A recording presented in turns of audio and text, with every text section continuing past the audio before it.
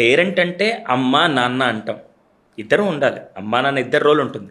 కానీ ఎక్కువ ప్రెషర్ చేస్తూ, నువ్వు ఇంట్లో ఉండి ఏం చేస్తున్నావు చూసుకోవచ్చు కదా, ఏంటి నువ్వు అని చెప్పి ఎక్కువ అమ్మ మీదే ప్రెషర్ పెట్టి సమాజం అంతా కూడా తప్పు జరిగితే నాన్నని ఎక్కడ బ్లేమ్ చేయరు, అమ్మనే బ్లేమ్ చేస్తారు.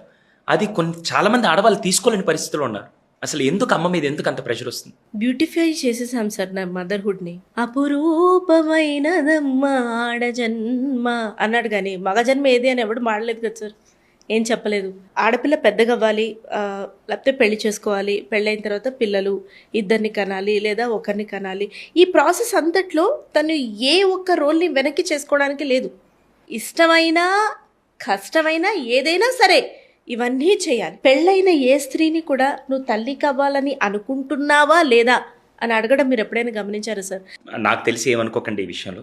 అసలు పెళ్ళప్పుడు కూడా అమ్మాయి నీకు ఇష్టం ఉందా లేదా అనే